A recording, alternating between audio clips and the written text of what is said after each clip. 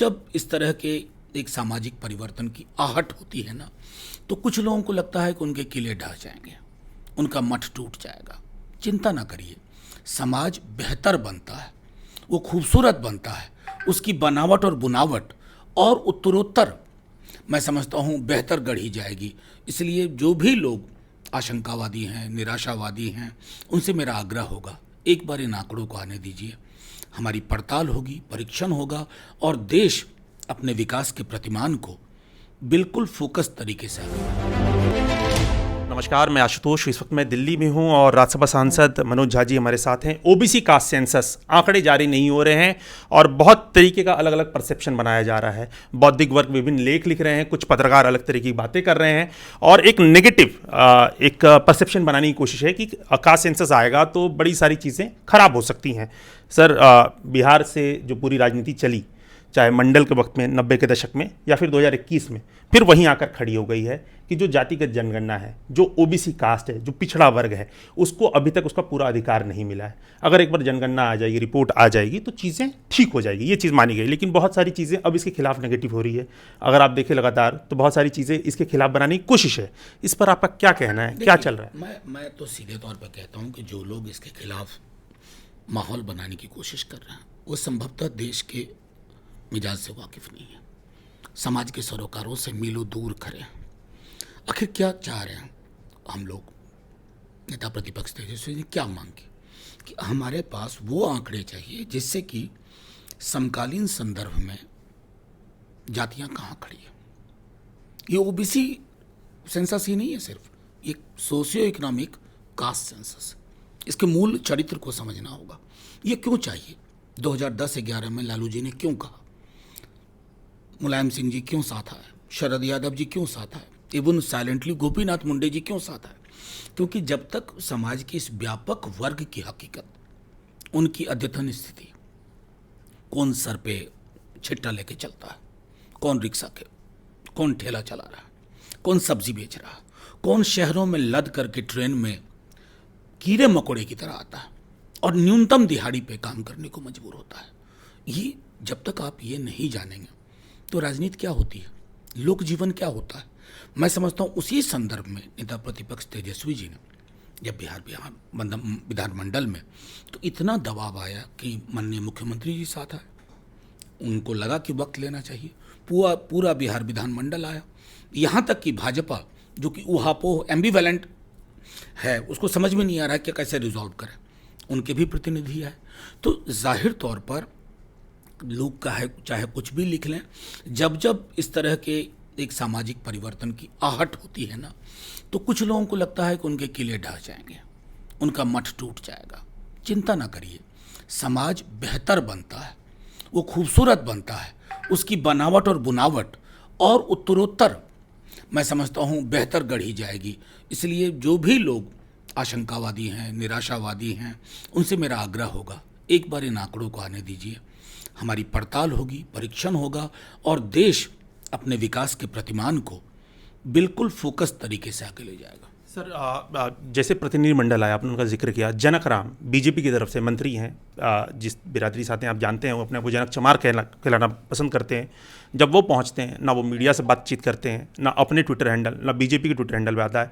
BJP हाल फिलहाल में इसके खिलाफ, ओबीसी कास्ट सेंसस के खिलाफ अपने ही नेता का लेख लगातार प्रकाशित अपने ट्विटर हैंडल, सोशल मीडिया से कर रही है। जब हम बातचीत करते हैं उनके प्रवक्ताओं से तो वो कहती है कि देखिए, राज्य हित अलग है, देश हित में शायद ये खिलाफ है। मेरे तो समझ में नहीं आ रहा है कि ये तो समझ का भी अभाव हुआ ना। जो राज्य हित होगा वो देश हित नहीं होगा। राज्य और देश में फर्क होता है क्या? ना, कतई फर्क नहीं है। आपको ये जानना होगा कि आपको प्रतिबद्ध होना होगा। मैं तो साफ कहता हूँ ये कमिटमेंट का सवाल है। और ये कमिटमेंट क्यों चाहिए? 31 के डेटा पे मंडल कमीशन ने 3743 जातियों की पहचान की।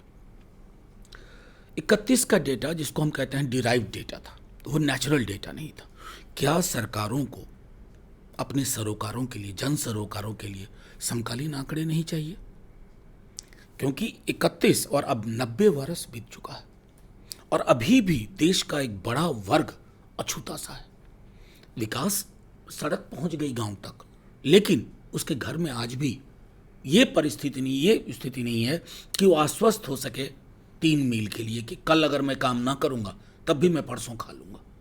तो ऐसे समाज में जहां विषमता का व्याकरण अभी भी गढ़ा जा रहा हो, वहां यह आवश्यक है कि आंकड़ों की पड़ताल हो, आंकड़े एकत्रित हो, उसकी पड़ताल हो और उसके आधार पर आगे की लोक नीति तय हो। प्रधानमंत्री नरेंद्र मोदी की बात करें, वो अमित शाह जब बिहार पहुंचते तो उन्हें पहला ओबीसी प्रधानमंत्री कहते हैं, जो भी फैक्चुअल गलत भी है। और अभी हाल फिलहाल में कहेंगे कि उन्होंने ओबीसी को इतने मंत्री बनाए। फिर नीट को लेकर जिस तरीके से उनकी 27% जो लागू किया, तो वो लगातार अपने आप को ओबीसी के पक्षधर दिखाने की कोशिश कर रहे हैं। उस पर क्या लग रहा है, उनका जो कहना और जो दिखाना है और उनका जो कार्य है वो क्या अलग है? मैं इस भाजपा के बारे में सिर्फ एक टिप्पणी करूंगा, ये रेटरिक में जीते हैं। नीट कैसे लागू हुआ, अब संसद की कार्रवाई देखिए। लगातार हमारे दलों ने उठाया, डीएमके हमारे साथ मुकर रही, फिर मद्रास हाई कोर्ट का आया। तो इतनी तो ईमानदारी होनी चाहिए कि कोई चीज़ कैसे होती है उसको सच बोला जाए। रही बात प्रधानमंत्री जी पहले ओबीसी के हैं, तो ये झूठ बोलने में माहिर लोग हैं। इनके झूठ को अब चैलेंज करने का भी मन नहीं करता। तीसरी चीज, इतने मंत्री बना दिए, कौन सा महकमा दिया इनको? कोई महत्वपूर्ण महकमा दिया? सिंबॉलिज्म से राजनीति नहीं होती है। सिंबॉलिज्म, सांकेतिकता, वो भी खोखली। तो खोखली सांकेतिकता जमीन तक भी दस्तक नहीं दे पाती है। मैं तो आग्रह करूंगा कि सबसे बड़ी जो अभी मांग है वो है सोशियो इकोनॉमिक कास्ट सेंसस की, जातिगत जनगणना की। मान लीजिए ना, हम भी सैल्यूट करेंगे, भले ही आप दबाव में ही माने, लेकिन मान लीजिए। मद्रास हाईकोर्ट का आपने जिक्र किया, पिछले दिनों एक नया वहाँ से आपको ये आया है कि जो ईडब्ल्यूएस आरक्षण है, इकोनॉमिक वीकर क्लास वाला, उसको वहाँ पर उन्होंने असंवैधानिक मान दिया नीट वाले मामले में। जब देखा जाता है तो रातों रात ईडब्ल्यूएस आरक्षण दिया जाता है, लेकिन ओबीसी कास्ट सेंसस, जिसके पक्षधर एक टाइम बीजेपी भी रही जब विपक्ष में थी, 2008 में राजनाथ सिंह ने भी कहा, अब जब करने की बारी आ रही तो क्यों वो मना कर रहे हैं? आपको क्या लगता है? सीधी बात ये मानता हूँ कि इस बीजेपी को, एक जो मोदी जी अमित शाह जी की बीजेपी है, ये पुरानी बीजेपी से थोड़ी अलग है। इनके लिए इलेक्टोरल विक्ट्री कितनी दूर हो सकती है ज़मीनी हकीकत से, ये उस प्रोजेक्ट पे काम करता है। इनको ज़मीनी हकीकत से बहुत मतलब नहीं है। हम लगातार ये मांग कर रहे हैं कि एक बार जब आपको ये आंकड़े आ जाएंगे, जो इनको लाना होगा। देखिए, ये कितनों दिन, मुझे याद है schedule caste schedule tribe atrocity act में जो टेम्परिंग हुई थी, जब सड़कों पे उबाल आया था ना, अचानक इन्हें पलटना पड़ा था। ये लगता है फिर उसी तरह की परिस्थितियां पैदा करना चाहते हैं। सड़कों पे उबाल आ जाएगा तो फिर संसद को आप मैनेज नहीं कर पाएंगे। तो मैं सिर्फ इतना ही आपके माध्यम से कहना चाहता हूं कि एक बार ये आंकड़े है, फिर जो 50% की सीलिंग है उस पर पुनर्विचार करिए, क्योंकि उसके आलोक में प्रतिनिधित्व तय होगा। वैसे भी आपने तो व्यवस्थाएं इतनी छिन्न भिन्न कर दी हैं कि ये पूरा आर्टिकल 16 क्लॉज 4, जिसके तहत हम पब्लिक एम्प्लॉयमेंट में रिजर्वेशन की बात करते हैं, अफर्मेटिव एक्शन की, आपने तो तमाम उपक्रम ही बेच दिए या बेचने की प्रक्रिया में है। तो आपने वो अलग तरह की चीज़ें ईजाद की हैं, उन पर नो कहिए, बस करिए और ये आंकड़े जारी करिए। अभी हाल फिलहाल सरकार ने एक तरीके से 5 सितंबर से एक नई चीज़ शुरू करने की बातचीत की है। एक साल में जितने भी सेंट्रल यूनिवर्सिटी है उसमें ओबीसी और ईडब्ल्यूएस की सीटें भरी जाएं। एक तो सीटें भरी जाने की कोशिश शुरुआत हुई है, क्या लगता है ये दबाव वाला कदम है पूरी तरीके से? बिल्कुल दबाव वाला कदम है। मैं समझता हूँ हालिया 7 अगस्त को ही नेता प्रतिपक्ष ने एक बहुत बड़ा इसके लिए इनिशिएटिव लिया था, पहलकदमी ली थी। सदन में भी लगातार मेरे खुद के कई बार सवाल थे जिस पर सरकार बहुत डिली डैली एटीट्यूड के साथ थी। मैं तो देख रहा हूँ कई विश्वविद्यालयों में एक इवॉल्व कर लिया है मैकेनिज्म कि किस प्रकार से ये आरक्षण ना दिया जाए, कभी इस बहाने कभी उस बहाने।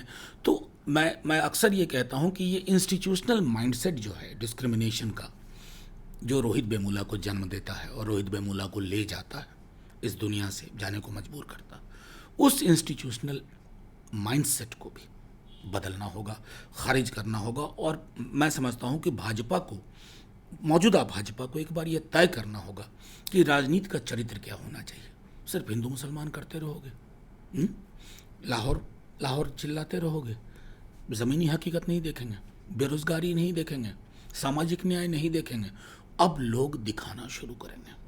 ये गृह युद्ध की एक लेख हम पढ़ रहे थे, बार बार मैं उनका नाम नहीं लेना चाहूँगा, तो उस पर क्या आपका कहना है? वो गृह युद्ध आ सकता है? मैं तो सीधे बात कहता हूँ कि कल्पना पे लेख ना लिखे जाएं। अपने पूर्वाग्रहों को आकार दे करके लेख लिखने से आप ज़मीनी हकीकत को ब्लॉक नहीं कर पाएंगे। ये टाल मटोल की स्थिति बन रही है, क्या लगता है आप लोगों को सड़क पर आना पड़ेगा ही अंतिम स्तर पर? ये अब किसी दल के हाथ में ही नहीं रहा, लोगों का मुद्दा बन गया। जब कोई मुद्दा जन सरोकार का लोगों का मुद्दा हो जाता है ना, तो दल मायने नहीं रखते। मैं समझ रहा हूँ कि वो परिस्थिति आएगी कि सड़कों पे उबाल होगा और ये संभाल नहीं पाएंगे। इसलिए मैं इनसे प्रार्थना करता हूँ, इससे पहले कि वो परिस्थितियाँ पैदा हों, आप इसको हाँ कहिए, आंकड़े जमा करिए। तो ये थे हमारे साथ राज्यसभा सांसद मनोज झा, जो ओबीसी कास्ट सेंसस में एक बड़ी व्यापक जानकारी और एक समझ बनानी थी, इसके लिए हमने खास बातचीत इनसे की। लगातार हमसे जुड़े रहने के लिए हमारे चैनल एक्सिस 24 को यूट्यूब पे सब्सक्राइब कर लें। अगर आप हमारे फेसबुक पेज पर ये वीडियो देख रहे हैं तो हमारे फेसबुक पेज को लाइक कर लें और ट्विटर पे भी हमें फॉलो करने की कोशिश करें।